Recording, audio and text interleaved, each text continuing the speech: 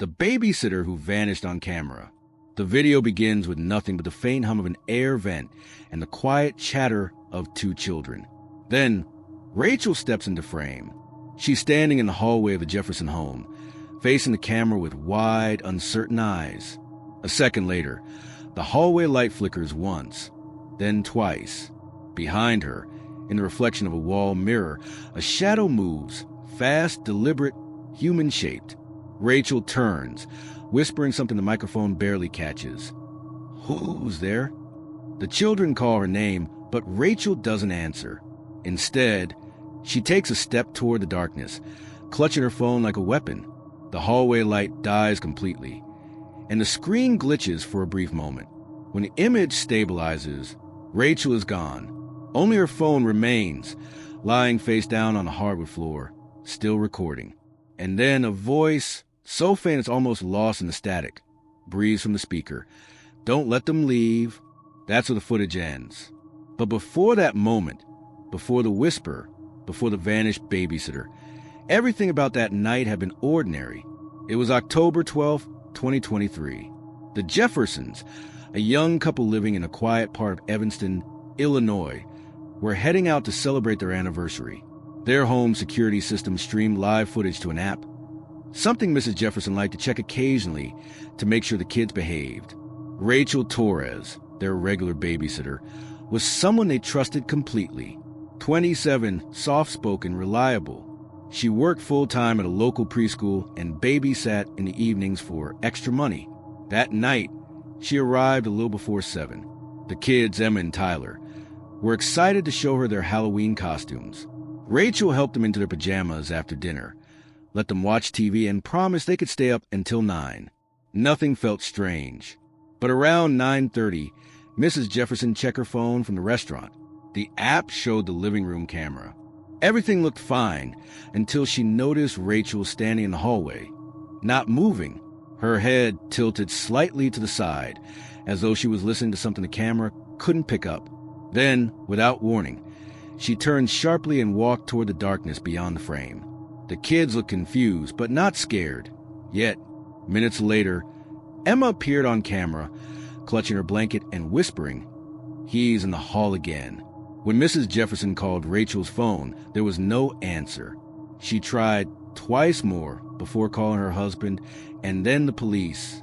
Officers arrived to find the front door locked from the inside and both children crying on the couch. The lights were still flickering in the hallway. Rachel's phone lay a few feet from the mirror, its camera app still open, screen cracked, recording the empty space where she'd last been seen. Police reviewed the footage immediately, but they couldn't find anything conclusive. No intruder, no sound of struggle, no trace of Rachel leaving the house.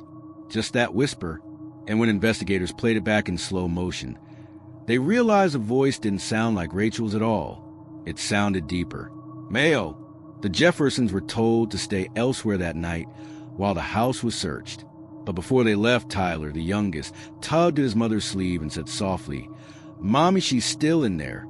Mrs. Jefferson asked, "Who?" Tyler pointed toward the mirror. "Miss Rachel." She waved at me. By the next morning, the Jefferson house had turned into a police scene. Detectives moved in and out, taking photos, collecting prints, measuring everything down to the angle of Rachel's dropped phone. The footage was all over the local news by noon. Babysitter vanishes on camera. But to the Jeffersons, it didn't feel like a headline. It felt like something alive was still in their home. The hallway mirror where Rachel disappeared was an old one Mrs. Jefferson had bought from an antique store years ago, the kind that sells weathered furniture and strange portraits with cracked glass. She used to love it, until now. When detectives dusted it for prints, they noticed something that made one of them step back. There were handprints inside the glass, not on the surface. Inside, like someone had pressed from within. The officers dismissed it as a manufacturing defect, but Mrs. Jefferson knew what she'd seen. There was a faint outline of 5 fingers pressed outward, smudged across the backing. She asked if they could remove the mirror, but they told her to leave everything as it was until the investigation closed. That night, the Jeffersons stayed at her sister's house. But sleep didn't come easily. Mrs. Jefferson couldn't stop thinking about the voice, the whisper from the video. She played it over and over, trying to convince herself it was interference. But every time she listened, she heard the same phrase, clearer than before. Don't let them leave. 2 days later, she got an alert from her phone, motion detected. Living room. She opened the live camera feed. The house looked quiet. The kids' toys were still scattered. The hallway dark. But then, something small caught her eye. The mirror's reflection. It wasn't showing the same thing as the room in front of it. While the living room remained empty, the reflection showed someone walking past. Mrs. Jefferson froze. The shape in the reflection was tall, thin, with long hair, and for a moment, it looked just like Rachel.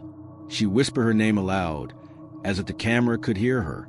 The shape paused, turning its head slowly toward the mirror, before the feed glitched and cut out. Panicking, she called the police again.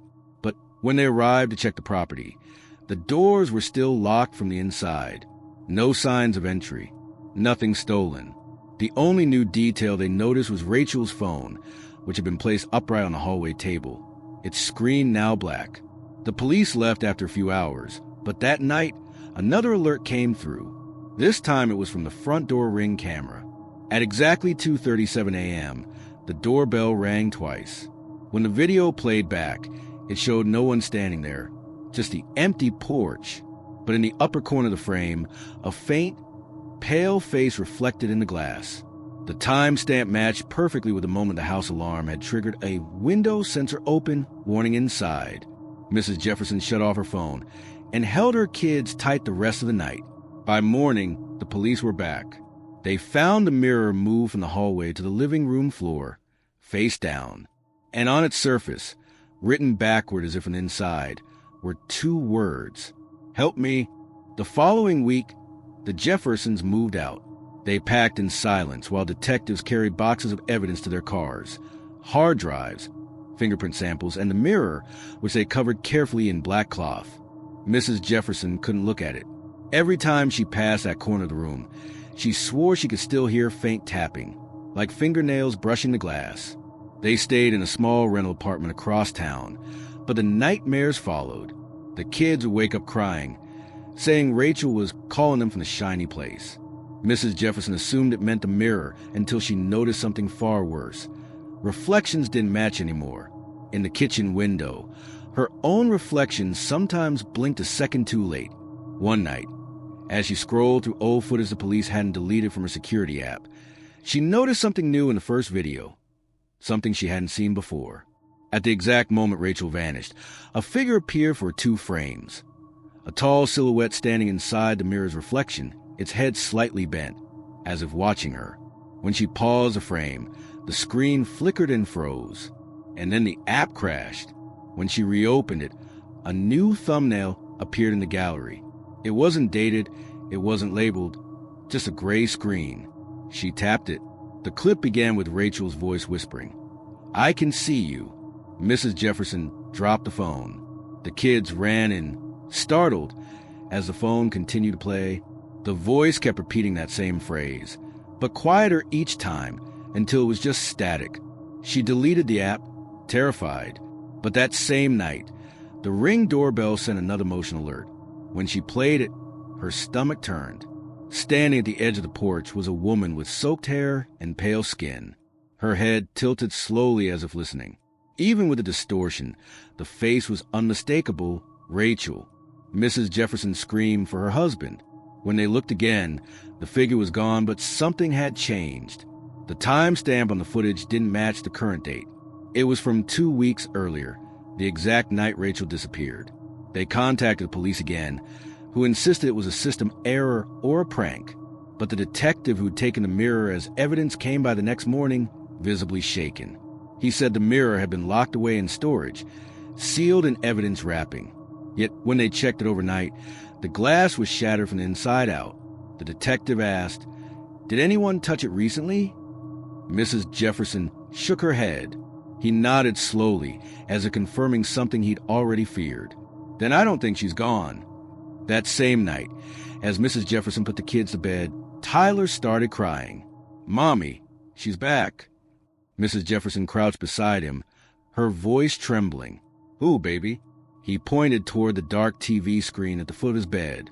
"She's inside there now." The morning after Tyler said those words, the Jeffersons' apartment felt different. The air was heavier, and every reflective surface, the TV, the windows, even a silver toaster, seemed to hold a faint shimmer, as though light were bending inward. Mrs. Jefferson had covered most of the mirrors already, but the television's black screen caught her eye. For just a second, she thought she saw a movement behind her own reflection, a blurred outline of a woman standing in the background. She blinked, and it was gone. Her husband tried to calm her, reminding her that trauma does strange things to the mind. But when he picked up his phone to call the detective, he froze. His lock screen, once a picture of their kids, now showed a still image from their Ring camera.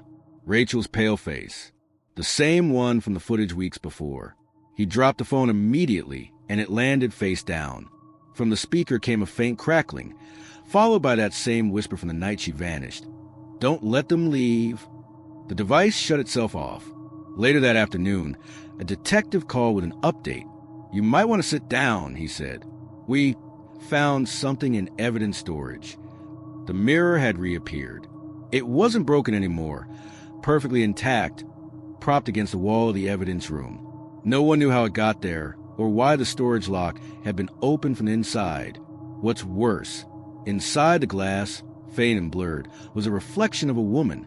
The camera in the room captured it, but every attempt to print the photo resulted in a blank white page. That same night, Mrs. Jefferson received another notification. Motion detected. Living room. She hadn't set up any new cameras. Confused, she clicked the alert anyway. The footage showed the interior of their old house, not the apartment. The same living room, the same flickering light. Rachel's reflection stood in the mirror, smiling faintly. And then, slowly, she raised her hand and pointed directly toward the camera. The feed glitched. The screen cut to static. When it came back, the camera angle had changed. Now it was showing the Jeffersons' apartment, live. The kids were asleep on the couch. Mrs. Jefferson was standing near the window, frozen, watching the screen in disbelief. Behind her, on the TV screen, the same faint figure moved closer, pressing one pale hand against the glass. The static returned, followed by Rachel's voice, soft, calm, almost pleading. "I told you not to let them leave." And then silence. Police arrived 10 minutes later after receiving a frantic 911 call from the Jeffersons' neighbor, who reported screams coming from their unit. When officers entered, the apartment was empty. The only thing left was a single TV, still on, showing the Jeffersons' old hallway. Standing at the edge of the frame was a woman in a pale dress, her hand resting gently on the mirror. To this day, investigators say the footage from that night plays on a loop, even though the power to the building has been cut. Locals now call it the Evanston mirror case. And if you watch closely, you might still see her, somewhere in the reflection